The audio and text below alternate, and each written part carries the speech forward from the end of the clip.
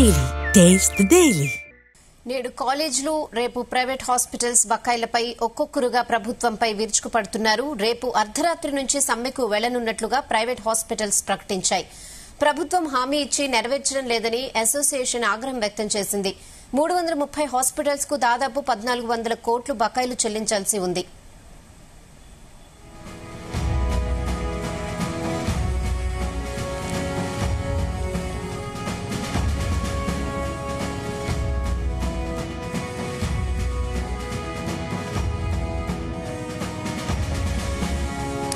నేడు కాలేజీలు రేపు ప్రైవేట్ హాస్పిటల్స్ బకాయిలపై ఒక్కొక్కరుగా ప్రభుత్వంపై విరుచుకుపడుతున్నారు. రేపు అర్ధరాత్రి నుంచి సమ్మెకు వెళ్లనున్నట్లు ప్రైవేట్ హాస్పిటల్స్ కూడా ప్రకటించాయి. ఇదే విషయంపై మరిన్ని అప్డేట్స్ బ్యూరో చీఫ్ నరేందర్ అందిస్తారు. ఎస్ నరేందర్. రైట్ రేనా, మనం చూసాం నిన్న మొన్నటి వరకు కూడా అటు ప్రైవేట్ సంబంధించినటువంటి టెక్నికల్ అంటే ఇంజనీరింగ్ కావచ్చు, ఫార్మా కావచ్చు, ఇట్లా చాలా కాలేజీలకు సంబంధించినటువంటి వాళ్ళందరూ కూడా పెండింగ్ లో ఉన్నటువంటి వేలాది కోట్ల రూపాయలు పెండింగ్ లో ఉన్నాయని కూడా వాళ్ళు నిరసన వ్యక్తం చేస్తూ వచ్చారు. చాలా సార్లు ఉన్నత విద్యా మండలి చైర్మన్ కలిశారు, అటు బట్టి విక్రమార్కను కలిశారు. చాలా సార్లు ఒక్కొక్క కాలేజీకి 10 కోట్ల రూపాయల దాకా పెండింగ్ ఉన్నాయి. టోకెన్లు ఇచ్చి కూడా ఆ బిల్లులు రిలీజ్ చేయక మొత్తం చెప్పులు అరిగేలాగా తిరుగుతున్నటువంటి పరిస్థితి కూడా ఉంది. కాలేజీలు రన్ చేయలేక తీవ్ర ఇబ్బందులు పడ్డారు విద్యార్థులు. అటు వాళ్ళకు చదువులు చెప్పలేక, ఇటు అధ్యాపకులకు, టీచర్లకు, ఫ్యాకల్టీలకు అమౌంట్ చెల్లించలేక, జీతాలు ఇవ్వలేక చాలా ఇబ్బంది పడుతూ గత్యంతరం లేక వాళ్ళు కూడా సమ్మెకు వెళ్లే పరిస్థితి కూడా తీసుకొచ్చారు. దీనికి సంబంధించి ఇప్పటికే రాష్ట్ర ప్రభుత్వం సీరియస్ గా కసరత్తు చేసింది, చర్చలు జరుపుతున్నామని చెప్పింది. ఓ దశలో అది చర్చలు కంటిన్యూ అవుతున్నటువంటి నేపథ్యంలో ఇప్పుడు ప్రైవేట్ ఆసుపత్రుల యాజమాన్యాలు కూడా సమ్మెకు వెళ్లాలనేటువంటి నిర్ణయానికి వచ్చాయి.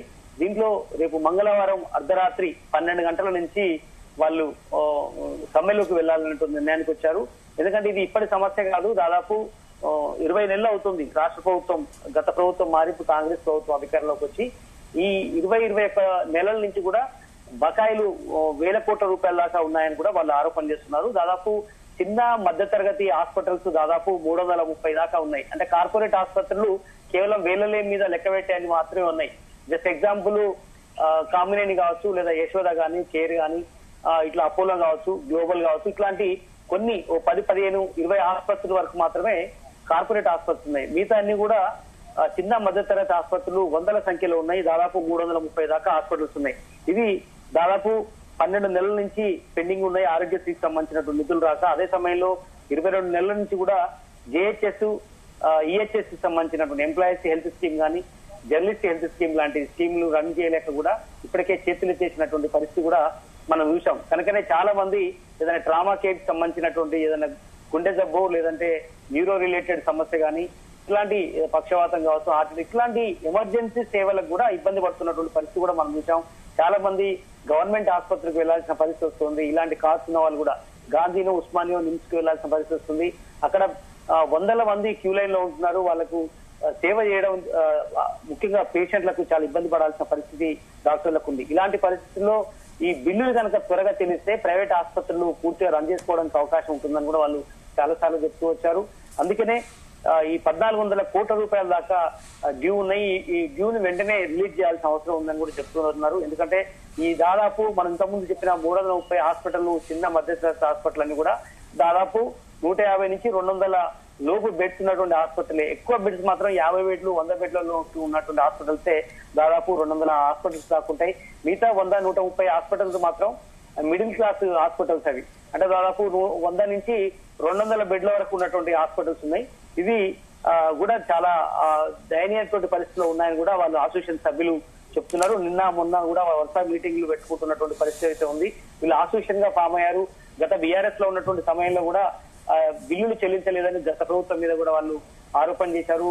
గతంలో కూడా స్ట్రైక్ చేసినటువంటి నేపథ్యం కూడా ఉంది. కానీ గత ప్రభుత్వంలో ఉన్నటువంటి బిల్లులతో పాటు ఈ ప్రభుత్వంలో ఉన్నటువంటి బిల్లులు కూడా వైద్య ట్రీట్మెంట్ చేసినటువంటి బిల్లులన్నీ కూడా పెండింగ్ లో ఉన్నాయి. కనుక ఇవ్వాలని కూడా చాలా సార్లు కూడా వీళ్ళు అసోసియేషన్ సంబంధించినటువంటి వాళ్ళు ఆరోపణ చేస్తూ వచ్చారు, చెప్పారు, డిమాండ్ చేస్తూ వచ్చారు.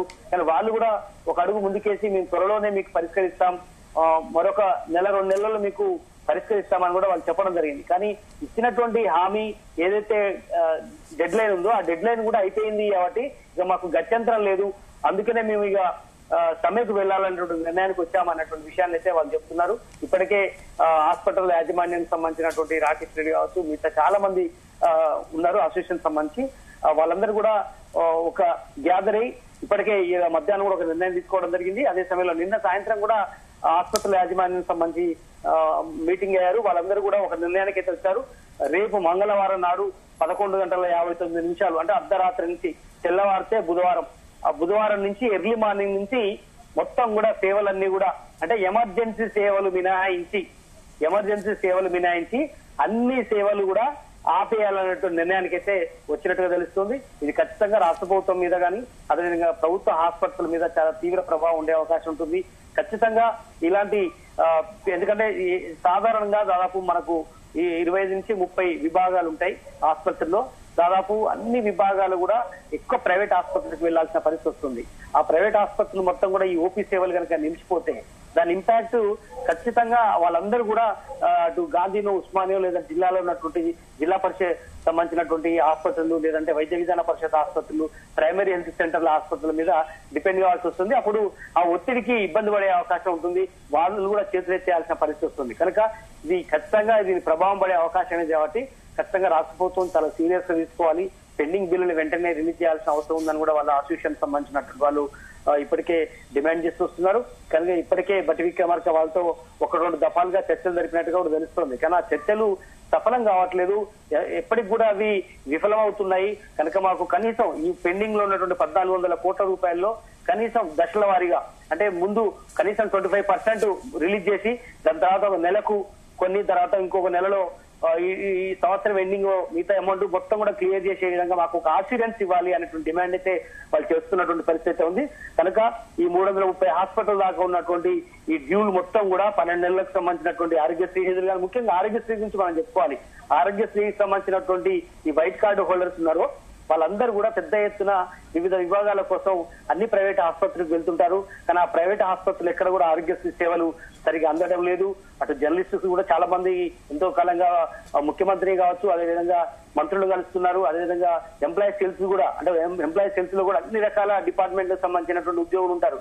వాళ్ళు కూడా ఎంప్లాయీస్ హెల్త్ స్కీమ్ నడవక చాలా కూడా దాదాపు 1000 రూపాయలు, లక్షల రూపాయలు పెట్టుకొని వాళ్ళు ఆ బిల్లులు మళ్ళీ ప్రభుత్వం దృష్టికి తీసుకొస్తే ఆ బిల్లులు తిరిగి రాక తీవ్ర ఇబ్బందులు పడుతున్నారు. అప్పుల పాలు అవుతున్నటువంటి పరిస్థితి కూడా ఉందని కూడా ఎంప్లాయీస్ చెప్తున్నారు. బట్ ఏదైనప్పుడు కూడా ఇది చాలా క్రిటికల్ సమస్యగా కూడా చూడాల్సిన అవసరం ఉందని కూడా చెప్తున్నారు. కనుక రాష్ట్ర ప్రభుత్వం మరి ఎంతవరకు చర్చలు జరిపి మరి ఆ సమ్మెను చేయకుండా ఆపుతారనేది మనం చూడాల్సిన అవసరం ఉంది. ఓకే నరేందర్.